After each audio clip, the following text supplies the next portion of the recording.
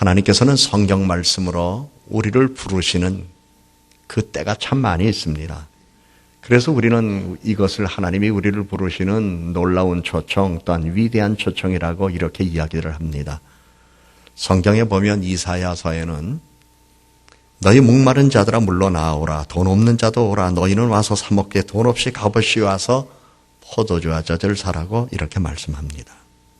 그리고 에스겔서에는 주 여호와의 말씀에 나의 삶을 두고 맹세하노니 나는 악인의 죽는 것을 기뻐하지 아니하고 악인이 그 길에서 돌이켜 떠나서 사는 것을 기뻐하노라. 이스라엘 족속아 돌이키고 돌이키라. 너희 악한 길에서 떠나라. 어찌 죽고자 하느냐 하셨다 하라 말씀하고, 마태복음에는 수고하고 무거운 짐진 자들아 다 내게로 오라. 내가 너희를 쉬게 하리라. 이러한 주의 말씀도 있고, 요한복음에는 빌립이 나다나엘은 찾아 이르되 모세가 율법에 기록하였고 여러 선지자가 기록한 그 일을 우리가 만났으니 요셉의 아들 나사렛 예수니라. 나다나엘이 가로되 나사렛에서 무슨 선한 것이 날 것이 있느냐 이렇게 이야기하자 빌립이 와보라 이러면서 부릅니다. 그리고 요한계시록에는 성령과 신부가 말씀하시기를 오라 하시는도다. 듣는 자도 오라 할 것이요 목마른 자도 올 것이요 또 원하는 자는 값없이 생수를 받으라 하시더라 라고 말씀하면서 성경의 귀절귀절마다 우리를 부르시는 주의 음성을 우리는 말씀을 통하여 들을 수가 있습니다. 그런데 모든 초청의 말씀 가운데 가장 위대한 말씀을 하나 꼽으라면 오늘 우리가 본문으로 읽은 이사야 1장 18절의 말씀입니다. 여호와께서 말씀하시되 오라 우리가 서로 변론하자. 너희 죄가 주홍 같을지라도 눈과 같이 희어질 것이요 진홍같이 붉을지라도 양털같이 희게 되리라 말씀합니다. 나는 이 말씀을 읽을 때마다 개인적으로 경험한 신앙 체험이 떠오릅니다.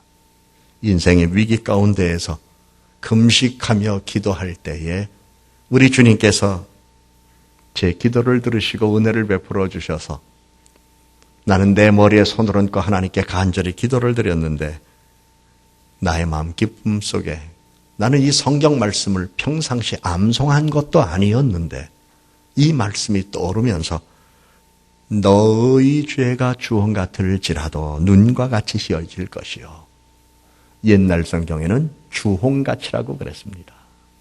주홍같이 붉을지라도 양털같이 희어지리라 말씀하면서 보라 이제 내 죄가 사하여졌느니라 이런 말씀을 제게 주신 일이 있어서 그 이후에 제가 사죄의 은총 아래 확신을 갖고 살아가는 것이 제게는 얼마나 큰 기쁨이요 그리고 얼마나 큰 감사인지 모르겠습니다. 그리고 하나님께서 이렇게 부르고 계신다는 사실에 대한 믿음을 갖고 오늘도 주님의 사랑과 은혜를 널리 전합니다. 오늘 성경에 보면 오라 우리가 서로 변론하자 하나님께서 이렇게 말씀하셨습니다. 이 변론이라는 단어를 국어사전을 찾아보면 사리를 밝혀 옳고 그름을 따지는 겁니다. 그래 내 앞에 오거라. 너의 옳음은 내가 인정해 줄 것이요 상급 줄 것이지만 너의 그름이 있다면 회개하라. 그리고 다시 나와 함께 동행하자. 그러면 내가 너를 위해서 예배해 놓은 놀라운 축복을 내가 너에게 주리라. 이런 말씀을 갖고 부르시는 음성. 이와 같은 주의 부르심의 음성은 오늘뿐만 아니라 과거, 성경에서뿐만 아니라 현실의 삶 속에서도 있습니다. 하나님은 우리가 아는 대로 아브라함을 부르셨습니다. 베드로를 부르셨습니다. 그들은 일방적인 부름을 받고 응답함으로 말미암아 하나님의 사람으로 쓰임을 받았습니다. 그런데 하나님은 때때로 인간에게 주신 도덕적 관심과 양심을 자극하시면서 부를 때가 있습니다. 그렇게 부름을 받았던 자리에 섰던 사람이 니고데모라고 하는 사람입니다. 하나님은 우리를 부르셔서 옳고 그름을 따집니다. 그리고 옳음은 인정해 주십니다. 상급을 주실 겁니다. 그름은 고치라고 말씀하십니다. 고대 로마 역사에 베릭스라고 하는 유대 땅 총독이 있었습니다. 이 사람은 사도행전 24장에 등장되는 말씀입니다. 그는 그 당시 드로셀라라고 하는 음탕한 여인과 결혼했습니다.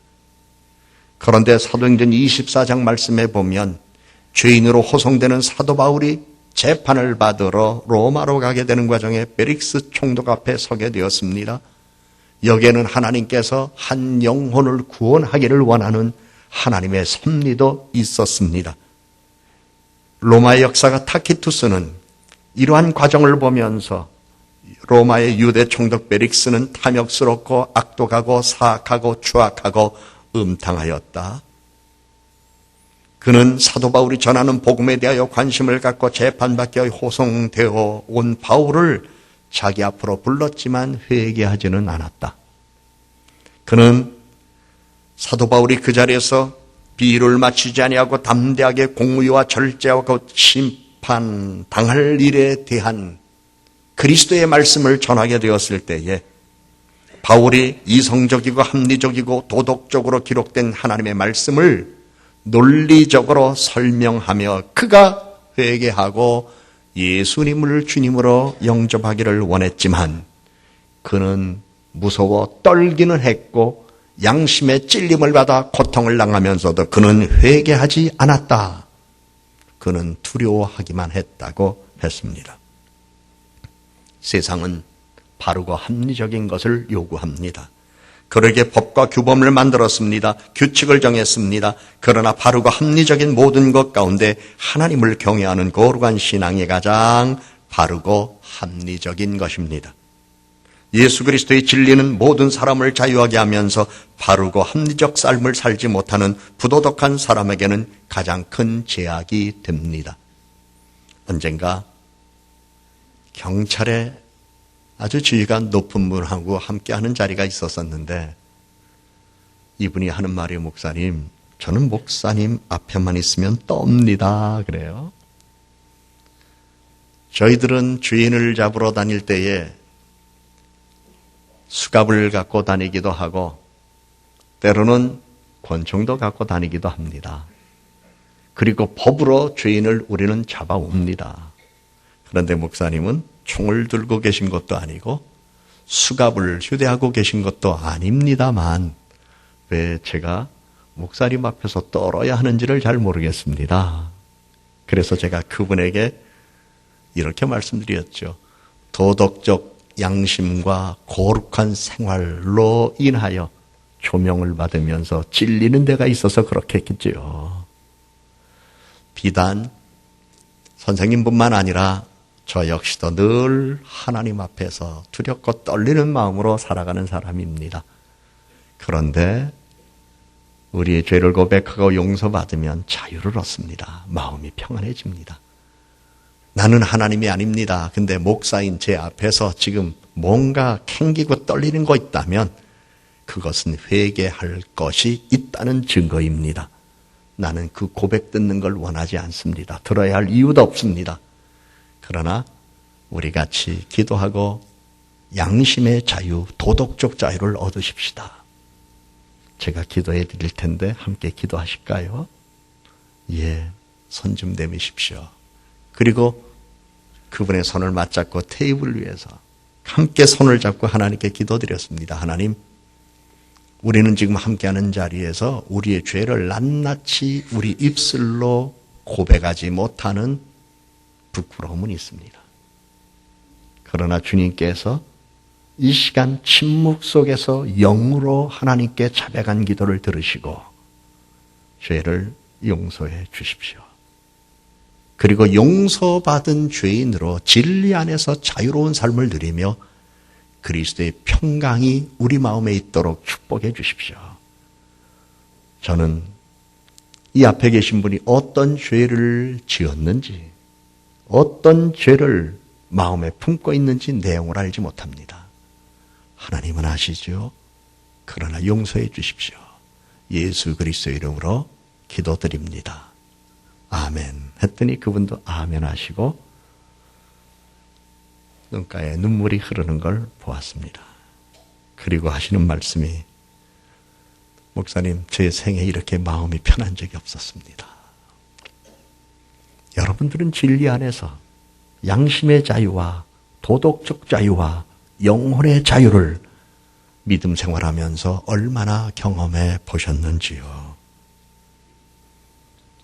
하나님을 경외하는 신앙은 합리적이고 이성적입니다. 도덕적이고 윤리적입니다. 하나님을 경외하는 기독교 신앙이 심겨지는 곳에는 도덕적 변화와 갱신이 일어납니다. 부정과 부패가 사라지고 정의와 공의가 세워지고 타락과 방탕이 사라지고 건전한 사회가 되며 새 생명으로서 새로운 피조물로서 아름다운 창조자가 됩니다. 하나님은 오라 우리가 서로 변론하자 말씀하시며 우리를 부르셨습니다. 죄인을 부르셨습니다. 하나님은 변론하는 자리에서 징계하시려고 한 게 아니라 새 생명을 주시기 위함이었습니다. 새 인간이 되게 하시기 위함이었습니다. 새로운 사회를 세우기 위함이었습니다. 변론하자는 하나님의 부르심을 거부하는 것은 하나님으로부터 떠난 것이며 하나님을 떠난다는 것은 생명을 버린다는 어리석음을 드러내는 것입니다. 그래서 성경은 말씀합니다. 이미 이사야서 1장 2절과 3절의 말씀해 보면 하늘이여 들으라 땅이여 귀를 기울이라 여호와께서 말씀하시기를 내가 자식을 양육하였거늘 그들이 나를 거역하였도다. 소는 그 임자를 알고 나귀는 주인의 고유를 알건만은 이스라엘은 알지 못하고 나의 백성은 깨닫지 못하는도다 하셨도다라고 하면서 이사야 5장 13절의 말씀에 보면 그러므로 내 백성이 무지함으로 말미암아 사로잡힐 것이요 그들의 귀한 자는 굶주릴 것이요 무리는 목마를 것이라. 회개하고 내게로 돌아오는 이들에게는 하나님께서 아름다운 소산을 준비해 놓으신 걸 주우실 것이요 그렇지 않은 자는 굶주리게 되며 목마르게 될 것이가 아주 피폐한 삶을 살게 될 것이라는 것을 성경은 분명하게 말씀합니다. 하나님은 바다를 움직이시는 것처럼 사람의 영혼을 움직이십니다. 사람이 자기의 삶으로부터 하나님을 제외하고 자기 사업으로부터 하나님을 저버리고 자기 꿈이나 환상에서 하나님을 잊어버릴 때 하나님은 그 사람이 소나 나귀보다 더 어리석고 바보스럽다고 말씀합니다. 성경은 사람이 하나님에 대한 생각으로부터 벗어나는 것은 마치 바다의 파도가 모래를 적시지 아니하려는 것처럼 불가능함을 말씀합니다. 이 세상에는 마음에 하나님 모시기를 싫어하는 사람들이 있습니다. 성경은 이들을 어리석고 부패한 사람, 패역한 사람이라고 말합니다. 하나님은 사람들이 하나님을 좋아하는지 안 좋아하는지 그것을 알기 위하여 도전할 때가 있습니다. 하나님의 사랑과 도움을 원하는지 안 원하는지 그것을 알기 위하여 때로 사람의 삶에 개입할 때도 있습니다. 힘들고 어려운 일이 왔습니다. 하나님 나를 도와주셔야 됩니다. 나는 부족합니다. 힘이 없습니다. 능력이 없습니다. 그럴 때 하나님께서는 쾌히 그 기도 들어주시고 네가 나를 필요로 한다면 내가 너를 붙잡아 주겠고 내가 너를 도와주겠다. 하나님 도와주십니다. 그런데 힘들고 어려운 일을 당했습니다. 세상은 왜 그런지 몰라 다 썩었어. 나를 도와주는 사람은 하나도 없고 내 주변은 온통 다 나쁜 사람만 있어. 이 더러운 세상 하면서 세상에 대하여 나쁜 소리만 하고 그리고 하나님이 싫어하는 일만 골라서 하는 사람 그대로 살다가 망하는 겁니다. 그러나 하나님을 알고 하나님을 찾고 간절히 하나님의 은혜를 구하는 사람은 새 힘을 얻고 사람이 변화되고 그 한 사람으로 인하여 가정이 변화되고 변화된 가정으로 인하여 사회가 변화되고 세상이 달라지는 것을 우리는 압니다. 그래서 성경은 아주 단순하게 어리석은 사람과 그리고 현명한 사람, 지혜로운 사람과 무지한 사람의 차이를 단순하게 말씀합니다. 마음에 하나님 두기를 싫어하면 어리석은 사람, 무지한 사람, 패역한 사람, 방탕한 사람, 로마서에서 분명히 말씀합니다. 그러나 마음에 하나님 두는 것을 좋아하고 무엇을 먹든지 마시든지 하나님의 영광을 위하여 살려고 마음을 쓰고 이 일이 하나님이 기뻐하는지 안 기뻐하는지를 가려내면서 기뻐하는 일만 하는 사람, 하나님이 기뻐하는 사람, 그러한 사람들은 오늘 성경이 말씀하는 대로 즐겨 순종하는 사람이 되기 때문에 아름다운 소산을 먹을 수 있는 사람으로 하나님이 택하여 인도하신다는 사실을 말씀합니다. 이사야 1장의 배경은 재판을 하는 법정과 연관이 있습니다. 그래서 하나님은 내가 자식을 양육하였거늘 그들이 나를 거역하였도다라고 1장 2절에서 말씀한 이후에 그 백성을 기소하며 범죄 사실을 지금 심리하고 계십니다. 오라 변론하자. 하나님은 사람들이 하나님을 예배하고 그에게 영광을 드리는 대신에 세상에 있는 다른 것들에게 자기의 영혼을 바치고 하나님을 멀리했다고 지적하며 그래 내 앞에서 옳고 그름을 한번 따져보자 말씀하십니다. 혹시 여러분도 몸은 하나님을 예배하는 이 자리에 앉아있지만 마음은 다른 곳에 가 있는 분은 안 계신지요? 하나님께 영광을 돌려야 할 일을 다른 것에 영광을 돌리거나 자기가 영광을 받는 자리에 있지는 않는지요? 자신의 영혼을 하나님께 맡기고 살아야 하는데 다른 곳에 영혼을 팔지는 않았는지요? 하나님은 그러한 사람들을 법정으로 이끌어내며 오라 변론하자. 옳고 그름을 한번 따져보자. 네가 내 앞에서 옳은 일이 있다면 얘기해봐라. 내가 다 인정해주마. 그러나 네가 내 앞에 그런 일이 있다면 너는 마땅히 징계와 채찍과 처벌을 받아야 할 일이지만 나는 너를 징계, 채찍, 처벌하려고 부른 것이 아니다. 내 잘못은 네가 알렸다. 회개하라. 그리고 다시 마음을 돌이켜 즐겨 순종하면 아름다운 소산을 내가 너에게 주겠다. 하나님이 이렇게 부르시는 겁니다. 하나님은 날마다 회개하는 사람을 기뻐하십니다. 날마다 회개해야 해요. 왜 사람들이 발뒤꿈치 각질을 제거하려고 하나요? 부드럽지 못하니까. 신앙이 오래된 사람일수록 내 영혼에 각질이 생기지 않았는가 살펴보면서 하나님께 날마다 회개하고 즐겨 순종하는 생활을 할 때에 주님이 부르신 위대함을 경험하게 될 겁니다. 오늘 성경은 우리들에게 뭐라고 말씀했나요? 오라 우리가 서로 변론하자. 즐겨 순종하면 아름다운 소산을 먹으리라. 아름다운 소산, 풍성한 은혜, 윤택한 생활, 범사의 기쁨과 감사가 넘치는 넉넉함, 이 모든 것들을 우리 하나님은 준비해 두셨습니다. 그것을 주기를 원하시는 하나님은 두 가지를 제시했습니다. 즐겨 순종하는 생활을 해라. 그리고 먼저 변론하자. 옳고 그름을 따져보자. 그리고 그런 것이 있다면 회개하고 다시 즐겨 순종해라. 그러면 아름다운 소산을 내가 너에게 주겠다. 하나님은 이것을 약속하시며 부르셨습니다. 이것이 위대한 초청입니다. 그러므로 우리는 말씀 속에서 깨달아야 합니다.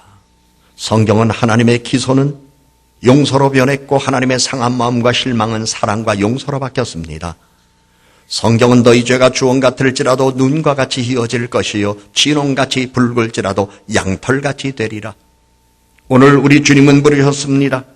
너희 죄가 주홍 같을지라도 눈과 같이 희어질 것이요 진홍같이 붉을지라도 양털같이 되리라. 저주와 징계가 축복으로 바뀌었습니다. 너희가 즐겨 순종하면 땅의 아름다운 소산을 먹으리라.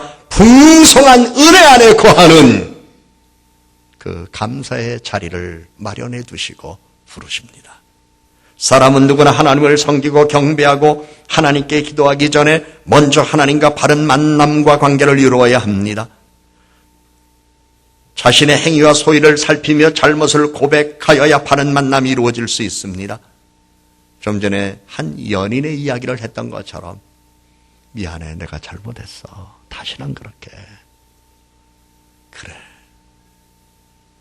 죄를 고백하고 용서하고 다시 관계가 회복되어서 친밀한 관계로 발전해 나가는 것처럼 우리는 하나님의 사랑과 용서만이 하나님이 우리를 위하여 이루어 놓으신 은혜의 자리에서 풍성함을 경험할 수 있습니다.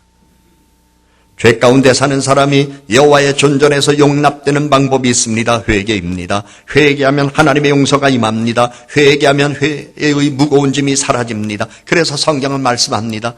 너희 죄가 주홍 같을지라도 눈과 같이 희어질 것이요 진홍같이 붉을지라도 양털같이 되리라. 나는 이 은혜를 받았습니다. 목보다 더 검은 죄로 물든 마음이 흰 눈보다 더 희게 깨끗하게 씻겼습니다. 오늘 이 자리에서 여러분들도 이 은혜를 받고 돌아가십시오. 무엇이 나의 죄를 씻어냅니까? 누가 나의 죄악을 용서합니까? 누가 나의 이름을 영원한 하나님 나라 생명책에 기록해 둘 수 있습니까? 오직 예수 그리스도의 아버지 하나님만이 죄를 용서할 수 있습니다. 세상에 어떠한 의식도 우리의 죄를 씻어낼 수 없습니다. 사람은 오직 하나님의 사랑과 긍휼 안에서 구원을 받고 깨끗함을 얻으며 용서받을 수 있습니다. 세상은 죄인을 징계하고 사회로부터 격리시키고 추방합니다. 그러나 하나님은 죄인이 자기 죄를 시인하고 용서를 구하면 사랑으로 용서하며 용납하십니다. 진홍같이 붉은 죄를 지었을지라도 하나님은 흰 눈보다 더 희게 깨끗하게 하십니다. 나는 죄인이었습니다. 그러나 용서받았습니다라는 믿음이 있습니까? 사도 바울은 자신을 죄인 중에 우두머리라고 했습니다. 그러나 이제는 하나님의 아들 예수 그리스도의 종이 되었다고 했습니다. 하나님은 예수 그리스도의 보혈과 십자가의 희생을 통하여 그 일을 행하십니다. 예수 그리스도는 거룩하신 하나님의 존존에 우리들이 바로 설 수 있는 권리를 우리에게 주시며 하나님은 예수 그리스도 안에서 우리를 사랑하는 아들과 딸로서 우리를 영접해 주셨습니다. 순수하고 거룩해지고 온전하며 용서받고 깨끗해지고 희어진 모습으로 변화시켜 주십니다. 세상은 얄팍한 사람들이 너무나 많습니다. 계산적인 사람이 너무나 많습니다. 지저분한 생각과 마음을 갖고 추하게 사는 사람 많습니다. 더러운 생각과 마음을 품고 사는 사람도 많습니다. 그러나 이 같은 세상에서 하나님은 우리를 예수 그리스도의 보혈의 피로 죄를 씻어주시고 하나님의 자녀가 되게 하신 후 거룩한 삶을 살아가게 하면서 흰눈보다 더 깨끗한 마음을 갖고 믿음으로 살게 하여 주셨습니다. 세상에 그 어느 것보다도 순수한 마음을 갖고 살도록 우리에게 거룩함을 주셨습니다. 그리고 새 생활을 날마다 할 수 있는 축복도 주셨습니다. 하나님은 예수 그리스도를 통하여 우리를 구원하십니다. 그러므로 성경은 그리스도 예수 안에서 우리가 새로운 피조물이 되었다고 말합니다. 하나님은 예수 그리스도 그분께서 우리에게 베푸신 그 사랑과 그리고 우리를 향한 긍휼히 여기는 그 마음을 보시고 오히려 구원의 은혜를 우리들에게 주셔서 오늘 우리를 깨끗하게 해주셨고 순수하게 해주셨고 용서받은 사람으로 마음의 자유를 누리며 살아갈 수 있는 은총을 주셨습니다. 그래서 성경은 요한계시록 7장 14절에도 말씀합니다. 어린 양의 피에 그 옷을 씻어 시게 하였느니라. 사람이 할 수 있는 일 가운데 가장 기본적인 일이 있다면 그것은 자기 영혼을 하나님께 드리는 것이고 자기 삶을 하나님께 헌신하는 것입니다. 거룩하신 하나님께 현재의 마음과 미래를 열어야 합니다. 오늘 하나님은 부르십니다. 오라, 변론하자. 회개한 후 즐겨 순종하면 땅의 아름다운 소산을 먹을 것이라고 말씀했습니다. 아름다운 소산이 그립지 않으십니까? 그렇다면 회개하고 즐겨 순종하는 믿음의 사람이 되셔야 할 것입니다. 조용히 기도하십시다.